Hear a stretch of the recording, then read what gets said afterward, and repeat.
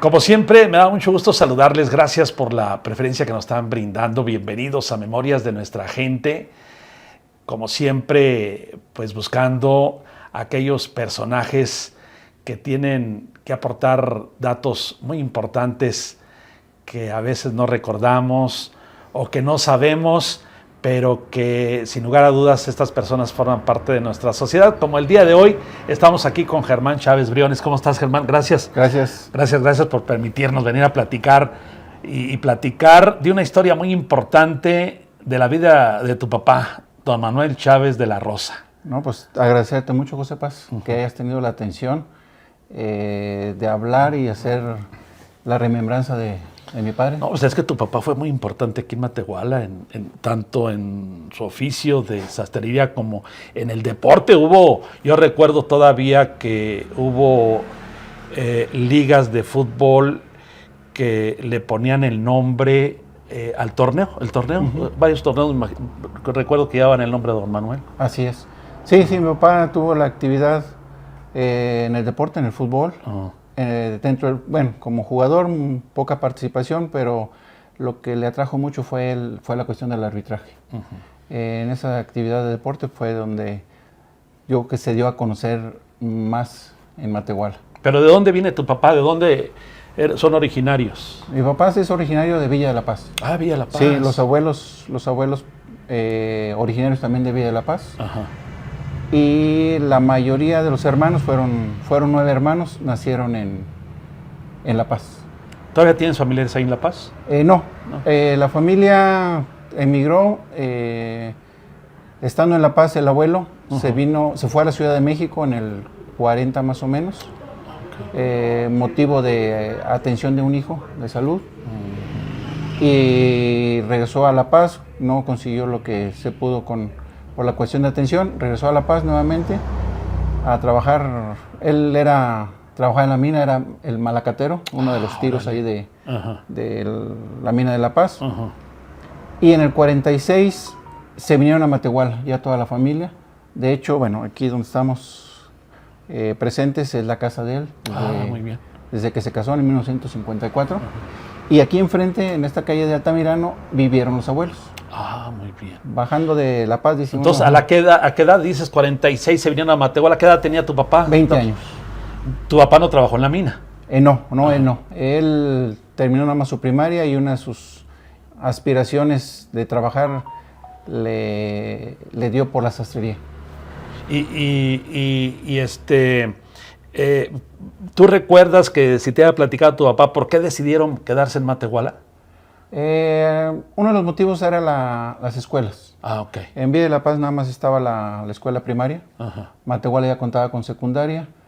En ese tiempo, pues ya los muchachos estaban en edad de secundaria, la mayoría. Entonces fueron los motivos de estar aquí ya en Matehuala para poder otorgarles la opción a estudios un poquito más. ¿Y por qué le dio a tu papá por lo de la sastrería? ¿Alguien de la casa ya era sastre o no, cómo fue? La abuela pues era ama de casa, el abuelo, te digo, era el malacatero. Yo creo que de lo que platicaba mi papá en aquellos tiempos, en Villa de la Paz había un sastre muy famoso. Sí. Señor Medellín, sí, Antonino Medellín. Muchos lo han platicado aquí en el programa. Uno de los hijos, pues el doctor Cayo. Yo creo que por ahí fue la inspiración de mi papá de obtener un oficio. ¿Pero tu papá trabajó con el señor Medellín, no? Fíjate que la sastrería no hay escuela. El oficio de la sastrería es algo bonito irlo aprendiendo porque empieza uno desde los mandados.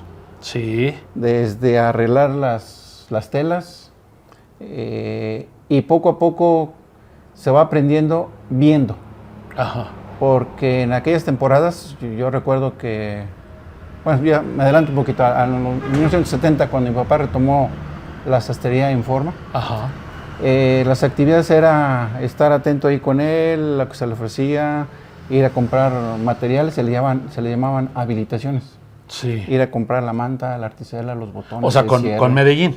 Sí. O sea, él empezó ahí como a ayudar. Ayudante. Como ayudante. Como ayudante. Pero no precisamente en la sastrería, sino demandado. Pero imagino que muy chavo, muy chavillo. Sí, papá. Yo creo que a los 14 años más o menos, después de que terminó su primaria, pues él solicitó poder trabajar para... Sí, y era... como que era muy normal en aquellos años que el niño terminaba la primaria y empezaba a buscar trabajo, como que era una regla en aquellos años. Sí, pues las situaciones de la vida yo creo que era hacer algo por uno y también por la familia. Exacto. Sí, fueron 9 hermanos, sí. 5 hombres, 4 mujeres, y yo creo que sí era la idea de aquellos tiempos, terminar yo creo que la primaria y empezar a buscar algún recurso que pudiera ayudar a la familia. Y mi papá se inclinó hacia la sastrería. Y entonces empezó allí de andar con los mandados. ¿Y qué te platicó? ¿Qué les platicó a la familia? ¿Cómo fue que se fue metiendo a lo que ya es la sastrería? Yo quiero más o menos sentirlo de la manera en que yo lo viví. Yo también ayudé a mi papá a la sastrería, aprendí la sastrería de esa manera, primero ayudando, viendo, escuchando, y poco a poco lo empezaban a hacer algunas tareas como recortar las hebras, puede ser. Algo sencillito. Abrir costuras. Algunas costuras largas que no tuvieran ninguna complejidad. Planchar. Y es que en esa época que empezó tu papá, estamos hablando que la sastrería era como una fuente de trabajo inagotable, o sea, había mucho trabajo. Mucho. Ahora como que ya no sé. Cambió sí, ahora el sistema, pero la sastrería es uno de los oficios que en sus tiempos se trabajó, era mucha manualidad. Sí. El pantalón era, la mayoría del armado del pantalón es con máquina, pero los sacos, el 70% de la hechura de un saco en aquellos tiempos era a mano. Sí, ¿verdad? Desde que se cortaba, desde que se hilvanaba para hacerle la prueba, para ir armando las piezas, primero se hilvanaba y luego se cosía.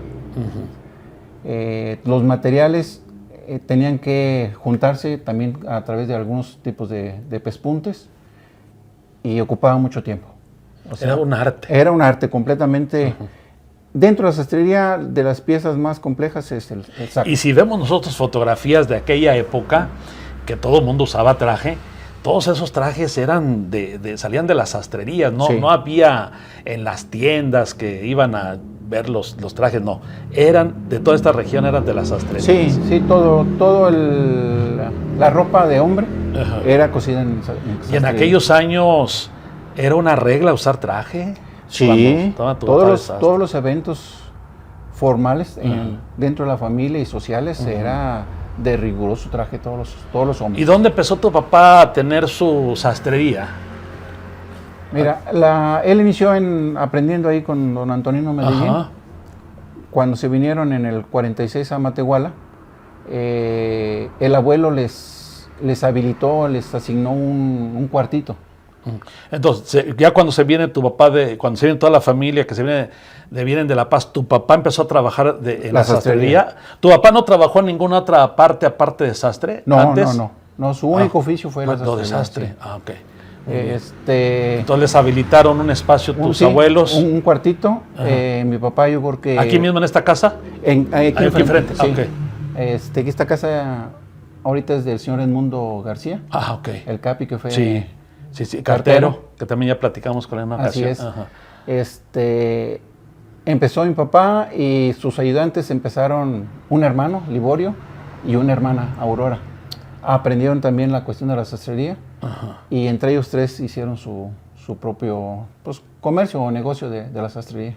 ¿Y ahí quedó establecido siempre o hubo otro cambio de domicilio después? Eso fue. Porque ahí después quedó tu papá solo. Así es. Y después ustedes le ayudaban. Sí, después de que los abuelos se vinieron con la familia de Matehuala en el 46, gran parte de la familia, los que estaban solteros en ese tiempo, en el 57, se fueron a Monterrey. El abuelo, los 2 abuelos y unos tíos se fueron a Monterrey que eran solteros. Aquí en Matehuala se quedó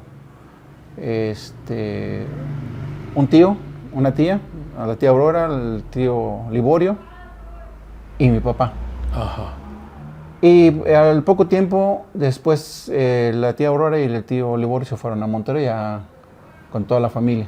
El único que quedó en Matehuala fue mi papá. Uh-huh. Entonces, él al dejar ya la casa de sus papás, en esta casa, estando casado en el 53, ya empezó su sastrería de manera propia. ¿Él ya directamente? Sí, así es. Sí. Entonces, él ya lo hizo en esta casa. En esta casa. O sea, nada más se cambió aquí enfrente. Sí, cruzó la calle nada más. Y aquí ya no hubo ningún otro cambio de domicilio para la sastrería, para el taller. Del 57 al 60, 61 trabajó la sastrería. Ajá.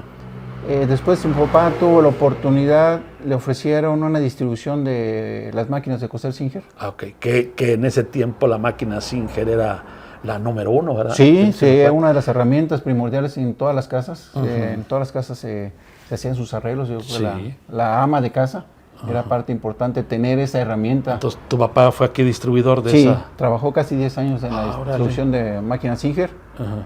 Y trabajó todo el área, pues digamos ahorita lo que conocemos como zona altiplano. Ajá. El municipio de todo Matehuala, Cedral, Vanegas, Real de 14. Iba a vender. De repente en internet ponen fotografías de las máquinas Singer, las máquinas de coser. Es, sí. Y lo mencionan y con justa razón. Desde las nuevas generaciones no sabrán qué es esto. Así es, ahorita ya son piezas de museo. Sí. Y las máquinas Singer con su, ¿cómo le llamaban? El pedal, ¿verdad? El pedal, sí. Sí, el avance de la costura era con pedal. Ajá. Ya después empezó las máquinas a incorporarse en un pequeño motorcito y entonces ya se... Pero eso lo hacían más directamente los sastres. Sí. Porque en las casas se seguía usando era lo normal. Sí, así es. Y dentro de esas máquinas hubo una temporada muy grande, también bonita, que se usaban las máquinas para bordar. Había talleres grandes de bordado. Ajá. Y se usaban las máquinas de coser y todo era manual. Oye, Germán, entonces tu papá aprendió allí con Tonino Medellín. Así es, sí. Y ya después él solo se fue o llegó un momento en que se capacitó, fue a un curso, digo, como ahora se hace. Uh-huh. ¿Él siguió solo? ¿Cómo fue? Después de que vinieron a Matehuala, un año se fue a San Luis Potosí. Ajá. Ya relacionado más o menos con algunas personas de San Luis Potosí, sastres. Ajá. Solicitó la oportunidad de ir a trabajar. La idea de él era aprender. Todavía más.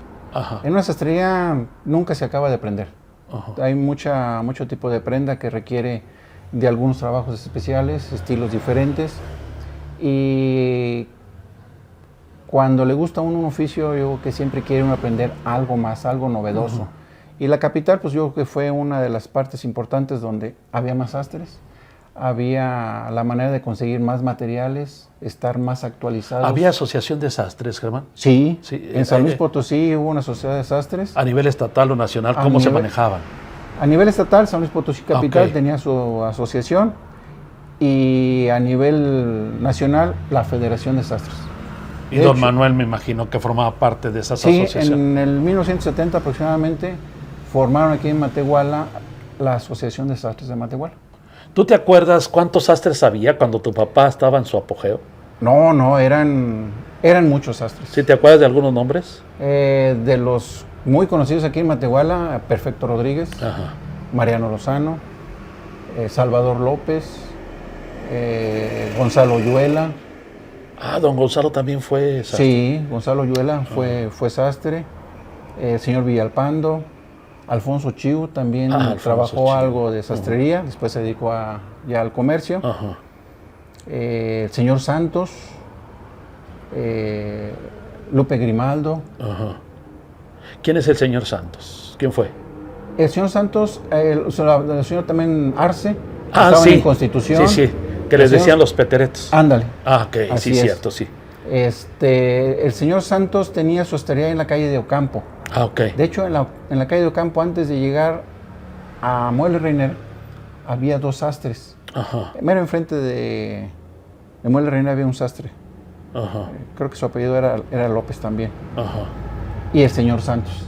Ah, ok. No recuerdo su nombre, Pero eran de los sastres de los más grandes. Ahorita de los que siguen es don Mariano. Don Mariano todavía, todavía está trabajando, ¿verdad? ¿O quién más? Mariano, el señor Villalpando creo que todavía... En Calderón. Sí. Parece que sí, él todavía también está. Lupe Grimaldo. ¿Él dónde está Grimaldo? En la calle de Madero, casi enfrente, a un costado de ustedes. Don Lupe. Sí, Lupe cierto, Grimaldo. Sí, cierto, don Lupe. También duró trabajando mucho Daniel Torres. Él estuvo en varios lugares. En la última parte, los últimos días de él estuvo sastrería en la calle de Altamirano, pasando Independencia, o entre Independencia y Libertad, algo así. Daniel Torres. Se supone que ahora somos más habitantes en Matehuala, debería de haber más sastres para dar el servicio. Sí. Pero volvemos a lo que decíamos en un principio, ese auge se acabó. Sí, pues es parte de la evolución. Mi padre todavía en sus épocas fuertes llegó a tener mucho trabajo. Estamos hablando todavía hasta el 2010 había mucho trabajo en sastrerías. Sigue habiendo trabajo, pero ya la confección de la ropa ha disminuido. Se ha transformado un poquito ya la cuestión del oficio de la sastrería en arreglos. ¿Sí? Yo recuerdo más o menos en el 70, uno de los tíos que también fue sastre, el Liborio, él se fue a Cuernavaca a trabajar en una de las empresas que llegó aquí a México de ropa, Robert. Había trajes Robert. Se fue a Cuernavaca, él trabajó ahí y aprendió también, su idea era también evolucionar, aprender cosas nuevas. Y ahí empezó con la cuestión de la producción más o menos en el 70, y aquí en México, ya empresas que vendían trajes casi a la medida, ya a la talla. Eran ya nada más arreglar el largo de mangas, largo de los pantalones, cintura. Y ahorita no, pues ya el comercio de la ropa es grandísimo. Sí, y por ejemplo tu papá, ¿qué era lo que más, aparte de los aparte de los trajes, qué más se hacía en la sastrería en aquellos años? ¿Qué más cosían? Mi papá se enfocó mucho a la ropa de hombre. Porque también... O sea, pantalón. El pantalón. ¿Y camisa? No, camisa no. Había una ropa que le llamaban, no sé si recuerdas, también te tocó alguna época, la camisa cazadora, que se usaba por fuera. Sí. Pero sí hacía ropa para meseros, por ejemplo, las filipinas. Ok. Había dos estilos de ropa de Filipinas, la de etiqueta y la normal para meseros. Recuerdo muy bien el Hotel Las Palmas, era uno de los clientes de mi papá. Traía siempre... siempre andaban a la línea. Era en sus tiempos, sí.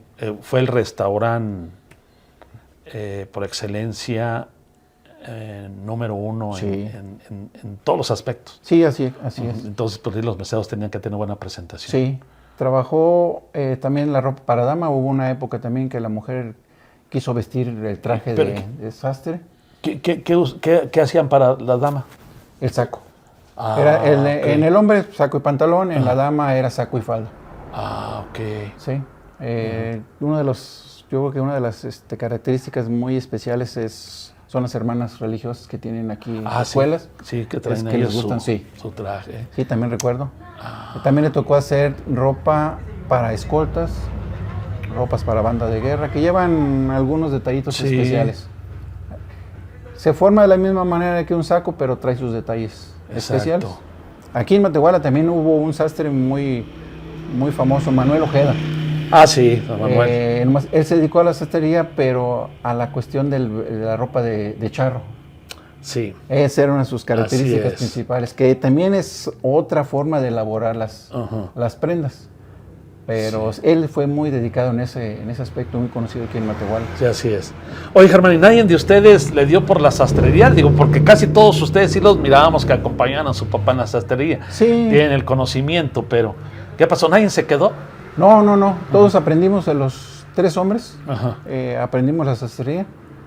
Pero siempre como la idea de los padres, yo quiero verla de esa manera, era estimularnos a que nosotros estudiáramos, nos preparáramos. Superarse, salir adelante. El oficio de la sastrería es muy bondadoso. Es un oficio que da para vivir y formarse bien. Pero pues el motivo de los padres era sigue estudiando y ya en ese transcurso empieza a ver uno a ver otras. Sí, ya después empieza buscando en base al perfil de su carrera, pues Así trabajar.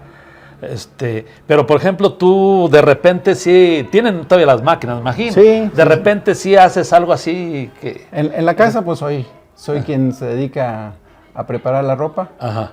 Ya tengo tiempo, pero sí me dedico yo a hacer mis propios pantalones. ¿Ah, sí? Sí. Órale. Ya cuando ya no le pude ayudar a mi papá por la cuestión ya de que yo agarré ya un trabajo, mi ropa sí me la elaboraba. Ah, okay. La de mis hijos también, me tocó tener 3 hijos, entonces yo les hacía O sea, su ropa. ahí no hay cambio a pesar del tiempo, de las nuevas generaciones.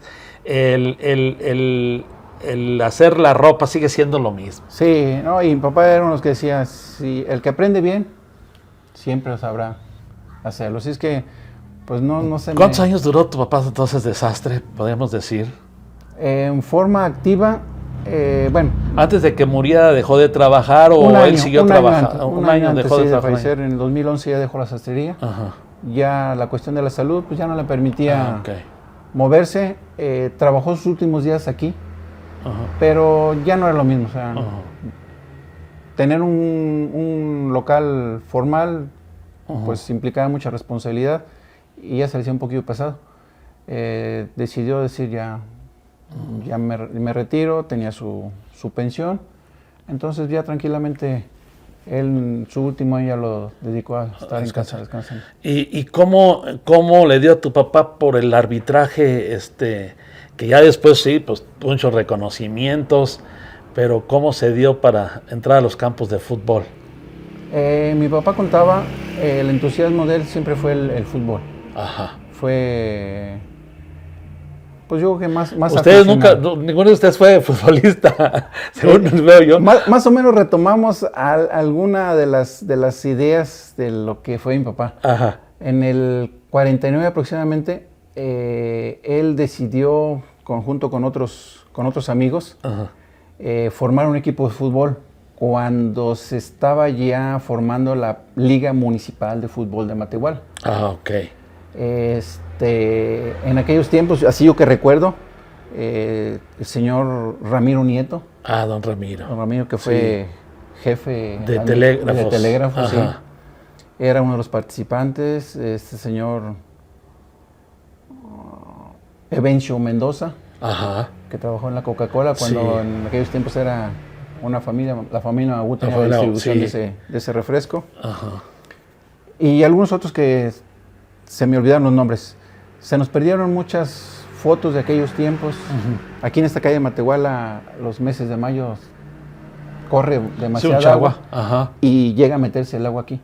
Entonces, en aquellos tiempos, pues, los muebles eran bajitos, se tenían los álbumes, se humedecieron, se olvidó de sacarlos, de tener cuidado con ellos y se perdieron esas fotografías. O sea, tu papá junto con esas personas fundaron, por decirlo de una forma, lo que ahora es la Liga. Fueron parte, sí, fueron parte. De hecho, el motivo de ese equipo era, creo que nada más eran 4 o 5 equipos en aquel tiempo los que participaban.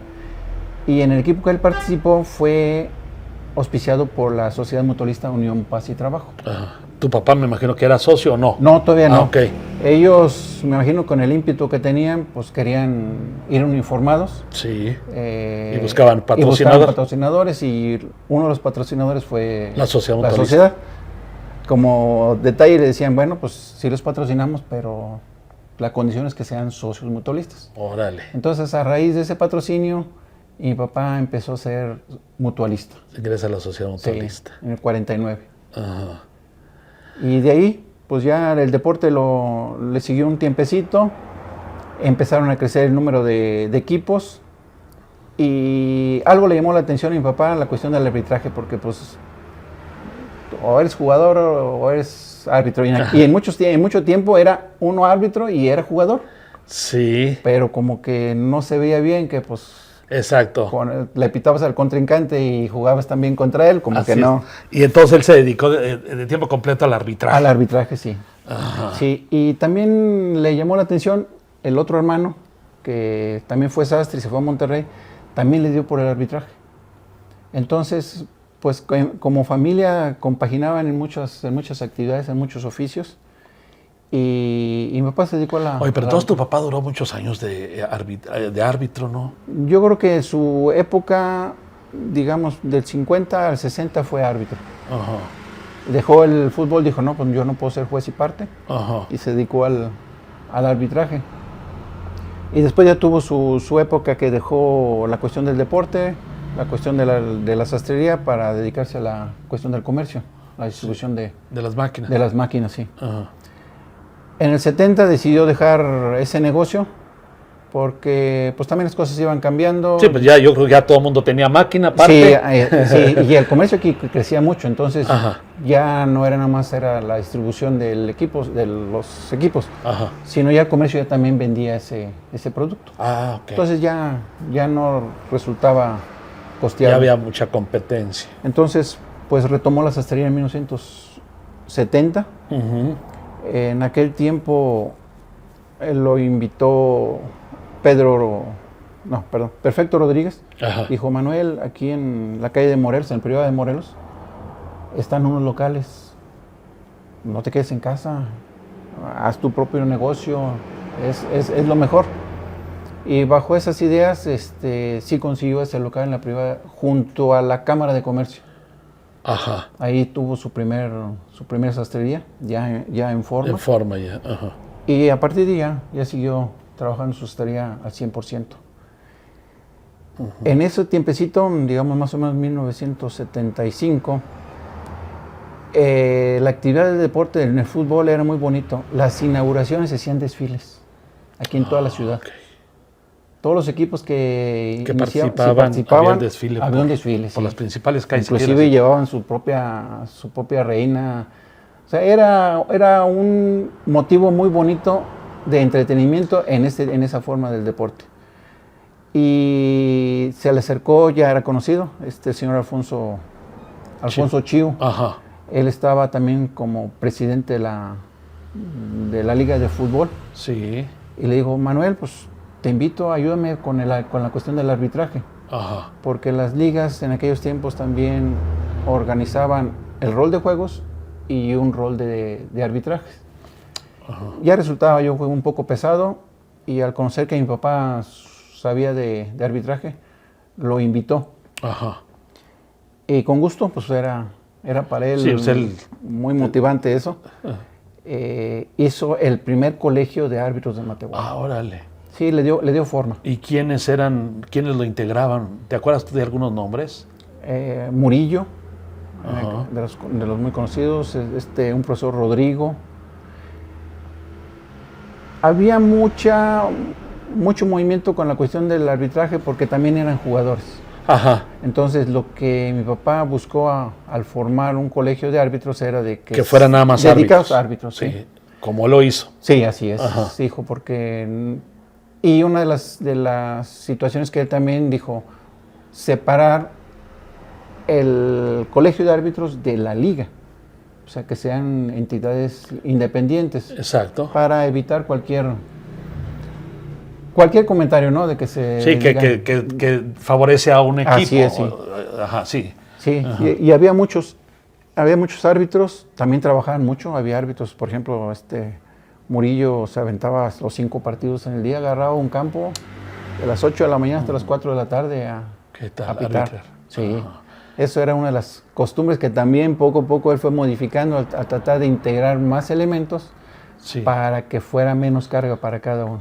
No, y sobre todo para estar más frescos y estar más atento a la jugada, porque pues ya cansados, yo creo que... Sí, y lo hizo de una manera muy, muy formal, aprovechando que el tío Liborio era también instructor del Colegio de Árbitros de Fútbol de Monterrey. Ajá. Y ese colegio ya tenía árbitros nacionales y profesionales. ¿Qué tal? En aquellos tiempos, en el 75. Entonces había invitaciones, venía como instructor, el señor Liborio, que era hermano. a dar las capacitaba las capacitaciones a los árbitros. Y después se tuvo contacto con el Colegio de Árbitros de San Luis Potosí, que ya también tenía su Colegio de Árbitros nacional y profesional. Cuando ya en aquellos tiempos era el equipo Potosinos, antes de los Santos. Entonces ya se tuvo contacto y ahora surgieron las capacitaciones a través, pues, como nos corresponde en el estado, por parte del Colegio de Árbitros de San Luis Potosí. Mira qué interesante. Y era muy formal, o sea, porque había que llevar todo un año un curso para ser árbitro oficial, 2 años para ser árbitro nacional, y ya después ahí empezaron las promociones para para los profesionales. Pues de una u otra forma tu papá sí estuvo involucrado en lo que es el fomento al deporte, bueno, específicamente en el fútbol. Así es, sí. No sé si también estaría en otras disciplinas del deporte. No, exclusivamente fue el puro fútbol, sí. Porque pues se puede decir que de una u otra forma estuvo ahí cuando surge la liga que era municipal de fútbol. Así es, sí, ¿verdad? Liga Municipal de Fútbol. Y esto el colegio de árbitros. ¿Qué más hizo don Manuel por el deporte? Pues básicamente eso fue. Ya después pasó el tiempo y dejó ya de encargado al colegio de árbitros a otras personas y trabajó también para la Liga de Fútbol como presidente. Ahí también trabajó muchos años. Era un sacrificio tremendo, pues las juntas, los roles, el cuidado de los campos, la preparación de los campos. Y ya más o menos... ¿Cuántos campos había, Germán? ¿Tú te acuerdas? El principal era el estanque. Ajá. El estanque, pero me tocó cuando él empezó con el fútbol, Las Palmas. Las Palmas, acá donde eran las cumbres. Así es, sí. Ajá. También hubo campos aquí donde ahorita es ahí frente de la fuente. De la fuente, sí, ese era el... ¿Cómo se llamaba ese campo? Jesús Estrada. Jesús Estrada se llamaba el campo. Creo que la propiedad esa donde prestaron el campo era del señor Jesús Estrada, que fue fotógrafo. Fotógrafo, sí. Sí, así es.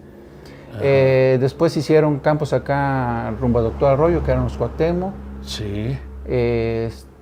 En lo que ahorita es parte ¿De Walmart? No, ahí no había campo. De la Walmart, sí, había un campo, había. Sí. Ajá. También hubo un campo. Ajá.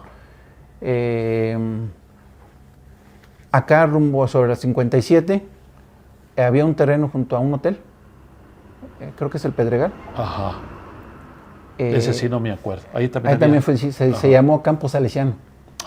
Okay. Ese Campo Salesiano nace, también participó mi papá en esa organización. Se formó una sociedad aquí para traer un colegio salesiano a Matehuala.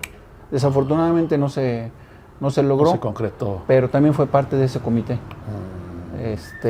Mi papá. Tu papá pues fue una persona muy inquieta, muy trabajadora, muy responsable. ¿En qué otras actividades participó? Digo, porque aquí estamos cerca del Parque del Pueblo. No sé si él también sería integrante porque me acuerdo que había patronatos de los parques para reconstruirlos. Sí, me tocó ya más o menos, ya sería en el 80, 85. Trabajó él en un patronato del Parque del Pueblo. Ajá. Y le tocó organizar a él la implementación de sonido. El 50% de lo que es el parquecito tenía sonido. Sonido ambiental. Ambiental, sí. Del kiosco hacia el oriente se tenían como unas 6 o 8 bocinas. Órale. Eso tampoco ya. Fíjate, ya desapareció lo del desfile de cuando inicia el fútbol, sí, el fútbol, ¿cómo le nombran? La jornada, no, la temporada. La temporada, sí. Cuando inicia temporada, ¿verdad? Sí. Ese era, sí me acuerdo yo de esos desfiles. Que sí, iban cada equipo iba con su...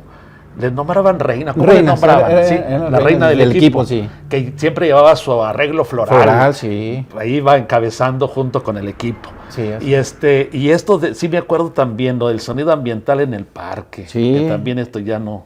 Le tocó, siendo él parte del comité, los recursos que se obtenían de las fiestas de Semana Santa, algunos tianguis que se ponían, de esos recursos era parte para el mantenimiento del parque y adquirieron un buen equipo. De hecho, el control del equipo estaba aquí en la casa. Desde aquí se manejaba, yo como que sí, me acuerdo que desde una casa mandaban Sí, el sonido. El sonido, sí, todo era desde aquí. Sí, desde aquí salía. Ya después el municipio retomó ya el mantenimiento. Ya agarró todo. Sí, y se tuvo que entregar ese equipo. Y pues prácticamente desapareció. Y luego tu papá también participó muy activamente en la Mutualista, como socio de la Sociedad Mutualista. Sí, a través de los años él siempre fue muy participativo. No tuvo ningún cargo. No tuvo cargo. Okay. Él se mantenía como socio. Sí participaba en muchas actividades, pero como directiva no tuvo ningún cargo. Pero él siempre asistiendo a las juntas, dando ideas. De vez en cuando agarraba una comisión. En el mutualismo todos los cargos o todas las actividades son honoríficas. Entonces, entre los mismos socios se repartían ciertas actividades. Era para cuestión de limpieza, cuestión de mantenimiento, cuestión de vigilancia, cuestión de orden. Se atendían los servicios sanitarios. Sí. La venta del refresco, de la cerveza. Sí. Un buen control de organización. Sí, de hecho, las reglas eran muy claras ahí. También los socios mutualistas se encargaban. Cuando los bailes el hombre tenía que entrar con saco y corbata. Y zapatos boleados. Boleados, si no... No se permitía que entraran con cachucha ni con sombrero. No, los sombreros se dejaban a la entrada. Sí, se acostumbraban en aquellos tiempos a usar el sombrero, pero había lugares especiales para guardarlos. Sí, ahí yo en una ocasión vi el aviso, tenían como parte del reglamento. Sí, era parte, era obligatorio. Pero sí, si llegaban a un baile sin saco no entraban. Ni sin corbata menos. Sin corbata, sin saco. Por eso dicen que había muchos boleros por ahí cerca de la Mutualista porque querían entrar y si el zapato no estaba boleado no los dejaban. ¿No cumplía entrar. La regla? Oye, ¿tú te acuerdas, Germán? Ya con tu papá, pues sí te tocó el auge de esto de la sastrería. ¿Quiénes eran clientes de tu papá, así de conocidos todavía aquí de Matehuala? Pues me tocó a algunos presidentes municipales, el doctor Eduardo Rocha. Muy bien. El señor Castillo, Virgilio Castillo. A Virgilio Castillo Andrade. Sí. Que fue presidente municipal. Sí. Jepo Mabú. Antes de Jepo estuvo un cuñado de él, un licenciado. El señor Zárate, también como presidente. El licenciado Leura. Sí. Vicente Leura también fueron de sus clientes. Mucho cliente, mi papá tenía una clientela enorme. ¿Entonces tu papá tenía puro cliente selecto? No. Perfecto. Mariano también tenía. Sí, no. Y también llegó a confeccionar parte de la ropa, una ropa elegante, clásica de charro. Okay. Había mucha gente que se dedicaba a la cuestión de venta y compra de ganado y también sus trajes charros. Charros en el sentido, eran sacos, pero con estilos... Tipo como caporal, como de tejano, campo. Sí, que decía uno. Tejano, exactamente, tejano. ¿Y tu papá nada más cosía sobre el pedido que se hacía o él hacía algo para vender también? No, todo el tiempo lo dedicaba a la producción sobre la demanda. Lo que estaban no había tiempo para producir algún... No, y a lo mejor después no salía si hacían, porque no era a lo mejor sobre una medida. Sí, así es. No, él se dedicaba exclusivamente a pura ropa sobre medida, tanto para hombre como para mujer. Germán, pues yo quiero agradecerte que nos hayas permitido, desde cuando andábamos, que queríamos platicar de don Manuel, porque mucha gente en Matehuala lo recuerda. Yo tuve el gran honor, la oportunidad de entrevistarlo en diferentes ocasiones, nada más que pues en aquellos años todavía no llegaba tanta la tecnología como ahora, que con un celular ya estás grabando, estás tomando fotografía. Pero yo me acuerdo que a don Manuel siempre lo entrevisté sobre el deporte. Sí. Casi nunca lo entrevisté sobre su oficio de sastre. Pero bueno, pues es que eran actividades que él siempre procuraba que se enteraran. Por ejemplo, me imagino yo que los equipos. Sí. No sé, él siempre andaba muy activo. No, él fue activo y muy ordenado. Siempre quiso innovar todas las actividades que él desarrolló dentro de su sastrería, dentro del deporte e inclusive dentro del mutualismo. Ya cuando él tuvo más oportunidad, que dejó el deporte, trabajó un poquito más en el mutualismo, llegó a formar su propia sociedad Hubo unos movimientos en el 2007, 2006 que le entusiasmaron en el sentido de que se estaba perdiendo un poco aquel entusiasmo de ser miembro de una sociedad mutualista. Sí. En aquellos tiempos, yo recuerdo cuando mi papá empezó en los 70s, porque había una persona que recababa mes a mes la mensualidad. Sí, me acuerdo yo también. Las defunciones. Sí. Llegó a ser muy fuerte. Yo creo que después del Club de Leones era una de las asociaciones más fuertes aquí en Matehuala y en la región, por el número de socios. Por circunstancias especiales, pues se fue perdiendo, yo creo que el entusiasmo de mucha gente, la gente iba creciendo, no entraba gente nueva, y mi papá empezó a tratar de... Las reglas eran muy, muy cerradas hasta cierto punto. Bueno, era parte de ese tiempo, ¿no? Sí. Los miembros tenían que ser menores de 50 años para poder ingresar, pero pues ahorita yo considero que una persona joven, antes de los 50, no le entusiasma a una organización. Y más si no hay una invitación. Así es. Y más porque no hay un beneficio directo, inmediato. Así es. Todo esto, todo es honorífico, se busca de buena fe participar y ayudar a otro. Sí. Como hay un dicho, ¿verdad? Uno para todos y todos para uno. Así es. Y entonces en el 2007 ya empezó a trabajar más por la cuestión del mutualismo. Aquí en Matehuala el último congreso se hizo en 1995. Sí. Y después se fue perdiendo un poquito ese entusiasmo, las directivas como que ya no le ponían empeño. Mi papá trató de modificar y decir, bueno, pues ¿por qué no dejar entrar a personas mayores de 50? Buscar de alguna manera hacer actividades. O sea, reactivar todo ya porque se estaba ya... E inclusive pretendió dentro de la Sociedad Mutualista Unión Paz y Trabajo hacer una escuelita de sastrería. Había ahí clases de corte y confección, pero era para ropa para dama. Sí, para dama, porque incluso hace tiempo platicamos y entrevistamos a la maestra Matilde Zamarrón, que era la que daba esa clase. Así es. Y él decía, bueno, pues también la sastrería estaba perdiendo el oficio. Sí. Ya no había gente que se entusiasmara por ese oficio. Oye, ¿no será eso, Germán? ¿No será que te decía yo que ya no está el mismo auge que en aquellos años, pero no será que a lo mejor faltó acercar a jóvenes para que siguieran esa carrera, esa de la sastrería? Sí, yo creo que todos los sastres en esa parte no buscaban ayudantes.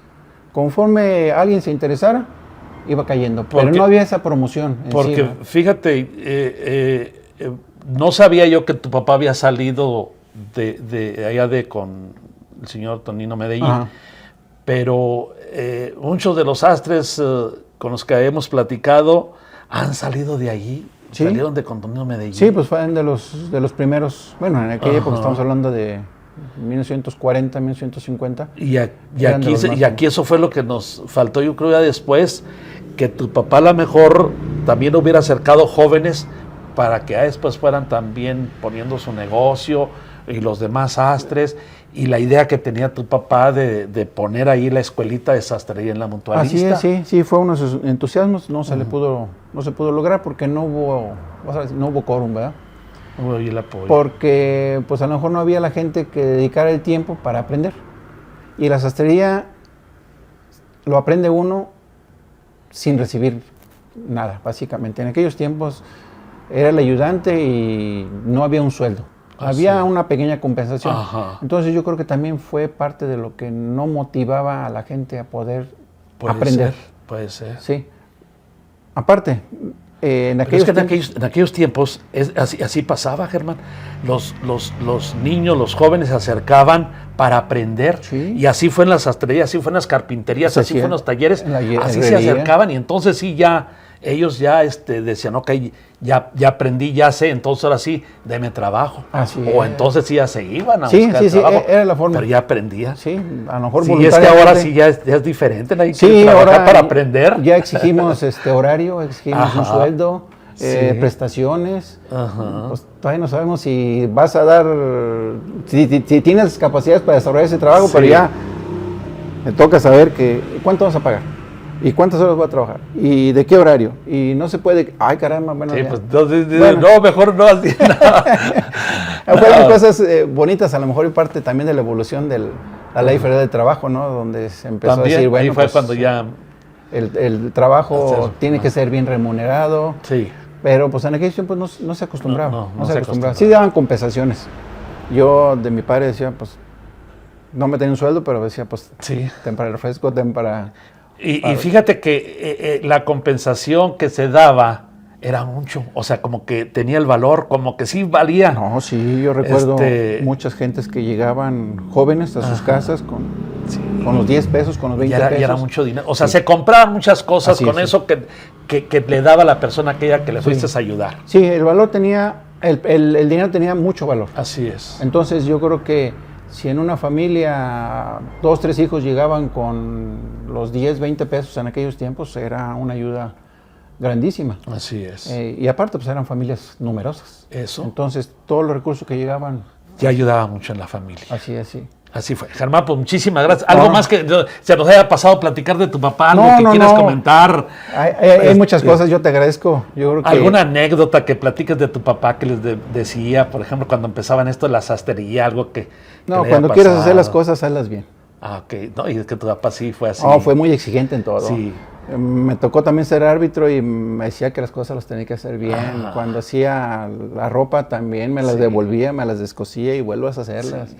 Sí, fue muy exigente. De eso sí tuve la oportunidad de conocerlo en ese sentido. Sí, era muy estricto. Muy estricto. Él mismo bien fue hecho muy... todo. Muy responsable. Nunca nadie habló mal de don Manuel Chávez de la Rosa, todo lo contrario, por todo lo que hacía. Y mi papá se empeñaba en que las cosas salieran bien. Sí. Si había algo que corregir, lo corregía porque decía, bueno, pues si no le quedó bien. Todavía me acuerdo de la última, no sé cuántas veces llevó el torneo el nombre de don Manuel Chávez de la Rosa, que tú recuerdas. Últimamente ha habido uno nada más. Okay, sí, le hicieron un homenaje hace más o menos unos 15 años, unos 3 años antes de haber fallecido él. Okay. Le hicieron un homenaje aquí en los campos, unos campos nuevos que están aquí en rumbo a Doctor Rey. Así es, sí. Sí, recuerdo que asistir con él para hacerle un homenaje. Mira qué bien. Sí, y en la cuestión del mutualismo trabajó mucho. Sí. A partir del 2007 a 5 años antes de su muerte, él trabajó mucho por el mutualismo, formó su propia sociedad. Sí, que sigue todavía con ustedes. Sí, sigue todavía. Hay aquí en Matehuala, ya somos 2 sociedades, la Unión Paz y Trabajo, la sociedad Mutualismo en Confraternidad, que fue el nombre que él fundó, con ese nombre lo fundó. ¿Cuántos socios tienen ustedes? Ahorita tenemos una lista activos de 55. ¿Y qué se necesita para ingresar o ya están ahí? Fíjate que en el mutualismo hay una regla básica moral, ¿no? Es decir, dar algo, pero no recibir nada. Okay. Me acuerdo de una anécdota en una de las reuniones cuando mi papá formalizó esta sociedad, el señor Álvaro Nito. Sí, don Álvaro. En paz descanse. Ahí vecino de la radio. Exactamente, sí, vecinos de ustedes. Donde nos motivaba él de, oigan, inviten más gente. Y nos contaba, decía, es que yo tuve un detalle. Cuando invité a una persona, bueno, si soy socio, ¿qué me vas a dar? No, es que aquí no es para recibir, o sea, es una ayuda. O sea... Sí. Tenemos una cuota mensual que es para fondos para gastos, tenemos una ayuda de defunción para los beneficiarios y ese es el único beneficio que se tiene, ¿no? Y yo creo que a través de los años hemos podido mantener ese legado que nos dejó don Manuel al formar, y él también con todas sus ideas era hacerlo dentro de la cuestión legal.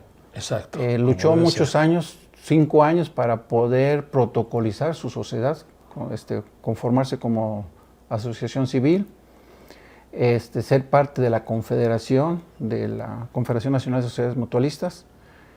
Y a través de los años hemos hecho cambios de directiva protocolizados para garantizar a todos los socios, porque eran unas partes importantes para él. Es decir, el socio que ingresa tenga la garantía de que sus aportaciones son bien administradas, que el beneficio del gastos funerales que se tiene para los socios se cumpla. como así, con cabalidad él decía, ¿no? Y una de las partes de sus reglas era la honestidad.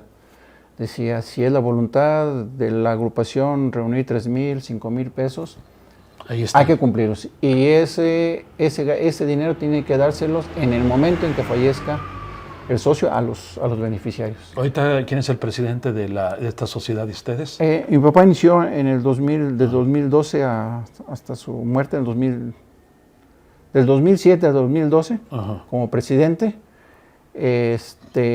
Después continuó 6 años Álvaro Obregón. Álvaro Obregón. Obregón, y actualmente ya tengo voy por 5 años como presidente, sí.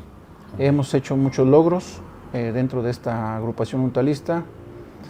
En el 2018 organizamos una junta confederativa de presidentes de sociedades en el mes de enero de 2018. En julio del mismo año, en 2018, organizamos un congreso nacional. Y del 2012 a la fecha hemos organizado 4 programas de capacitación para mutualistas. Oh, muy bien. ¿Y tienen oficinas ustedes? No, somos una organización sin edificio todavía social. Joven. Sí. Ya creo que ya es hora de que empezar a emprender algo bueno. Tenemos ya la firme convicción de los socios que están activos de hacer algo, conseguir a lo mejor un terreno, conseguir un local y darle todavía un auge más fuerte todavía a la sociedad. Y próximamente, si nos presta vida, en el 2024, julio de 2024, tenemos nuestro segundo Congreso Nacional mutualista aquí en Matehuala. Sí. Muy bien. Para lo cual, pues entonces, yo creo aquí, ¿cuántas personas se espera que vengan en ese congreso? En el 2018 tuvimos una asistencia de 180 socios. Esperemos que para esto rebasemos pues, los 200 posiblemente. Eso viene en la economía de Matehuala pues a fortalecer, porque se requiere hospedaje para las personas que vienen, alimentación, entonces hay mucho movimiento. El comercio se ve beneficiado, sí. Son a lo mejor pocas personas, pero sí crea un movimiento especial en el comercio. Así es. Germán, pues nuevamente muchas gracias. No, gracias. Y aquí estamos. José Paz, yo quiero invitar a nuestro auditorio que nos está escuchando a través de la radio para que esté muy atento, muy pendiente de nuestro próximo programa de Memorias de Nuestra Gente, y los que nos ven a través de nuestras distintas plataformas, hagan algún comentario. Le voy a decir aquí a Germán que esté muy atento, muy pendiente, para que si quedó alguna duda o algún recuerdo que tengan de don Manuel Chávez de la Rosa, nos lo hagan saber, que lo compartan acá con la familia, que estoy seguro que están muy atentos viendo esta transmisión. Estamos en la página de Oye 105.5, en nuestro canal de YouTube. También saludamos el día de hoy a las personas que nos ven, que nos escuchan, que nos ven en el canal 48 de Doctor Arroyo, Nuevo León. Muchísimas gracias, sígala pasando bien, feliz fin de semana.